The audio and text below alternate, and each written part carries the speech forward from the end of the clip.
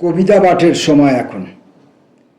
আমরা শক্তি চট্টোপাধ্যায়ের কবিতা পাঠ, পড়াশোনা, সামান্য একটু বোঝার চেষ্টা, ছোবার চেষ্টা, ধরবার চেষ্টা, অনুভব করবার চেষ্টা, অনুকরণ বা অনুসরণ করারও চেষ্টা করে চলেছি।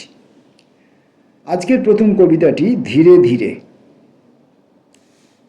ধীরে ধীরে যেভাবেই হোক বদলে নেব, বদলে নেব মানুষ মানুষে, গাছে গাছ, সিংহ দরজা, আনাচ কানাচ বদলে নেব। বদলে নেব ধীরে ধীরে যেভাবেই হোক বদলে নেব। ছেঁড়া খোঁড়া ইজেরের ফুটো, কনুই পর্যন্ত ভাঙা মুঠো বদলে নেব। সহজ পোশাকে আকর্ণ বিস্তৃত মুখ ঢাকে, ঠায় সন্ধ্যা পিছল গলির। চলি চলি দেখে আসি, বেজেছে আঘাত ছাড়া বাঁশি। বেজেছে আঘাত ছাড়া বাঁশি কিনা, কোন রাজ্যে রয়েছে নবীনা। বিপ্লব যেভাবে হোক বদলে নেব, বদলে নেব। এখানটুকু আরেকবার পড়ি। ছেঁড়া খোড়া ইজেরের ফুটো, কনুই পর্যন্ত ভাঙা মুঠো বদলে নেব। সহজ পোশাকে আকর্ণ বিস্তৃত মুখ ঢাকে, ঠায় সন্ধ্যা পিছল গলির। চলি চলি দেখে আসি, বেজেছে আঘাত ছাড়া বাঁশি কিনা, কোন রাজ্যে রয়েছে নবীনা। বিপ্লব যেভাবে হোক বদলে নেব, বদলে নেব।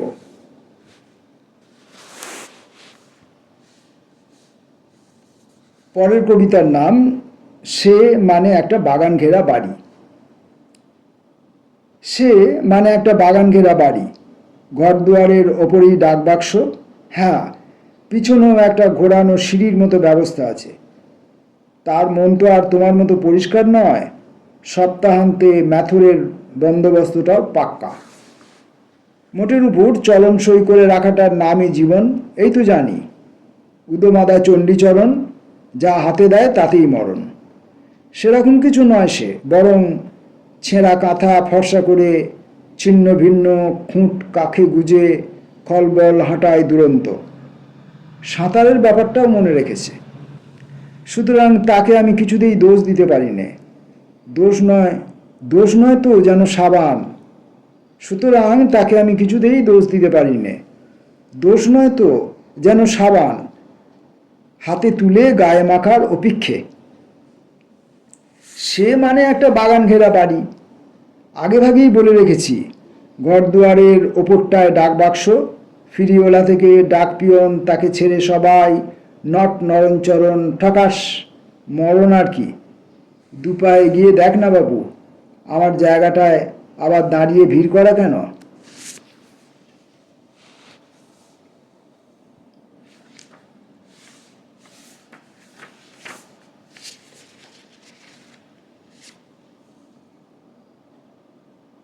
কাল রাতে জাগিয়ে রেখেছিল আমায় পুরনো চাঁদ। কবিতাটা বড়, অনেকটা বড়, সুতরাং আমার ভুল ভ্রান্তিও অনেকটা বেশি হতে পারে। কাল সারা রাত অতিশয় স্বপ্নে স্বপ্নে বিদ্যুৎ চমকে জাগিয়ে রেখেছিল আমায় পুরনো চাঁদ। পাল্লাদাস ক্ষণে ক্ষণে আমায় সেই স্বপ্নচ্ছায়াময় ঘুম থেকে জাগিয়ে বলেছিল, এই তো গ্রিস দেশ, এখানে কেউ ঘুমায় না। তখনই চাঁদ অস্পষ্ট কালো এক ঝিনুকের মধ্যে ঢুকে গিয়েছিল। আমার আর গ্রিস দেশ দেখা হলো না পাল্লাদাসের সঙ্গে ঘুরে ঘুরে।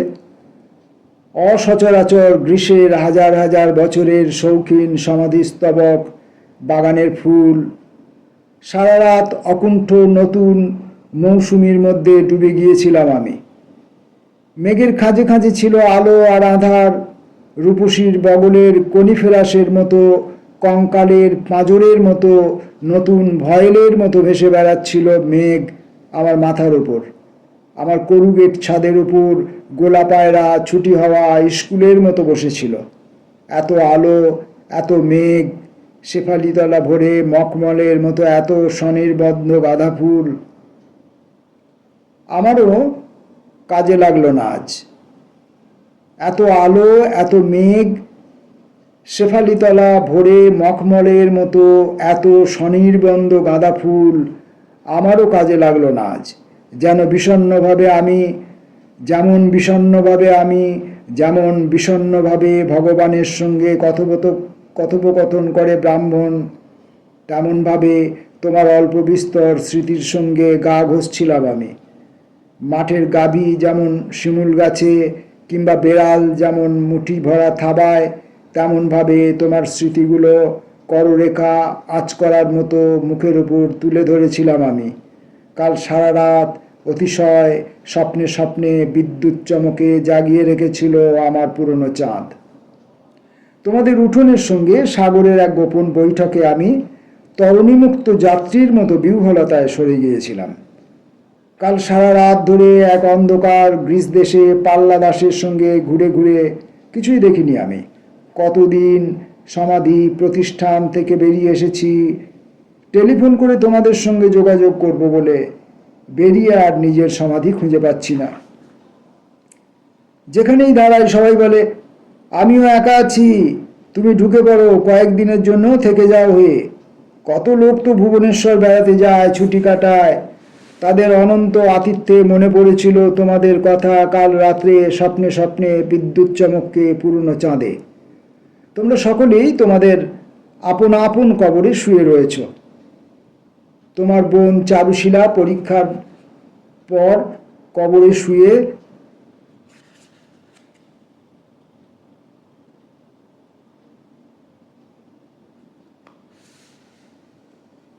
আমার কবিতা কাঠি দিয়ে ঘেঁটে ঘেঁটে দেখছে।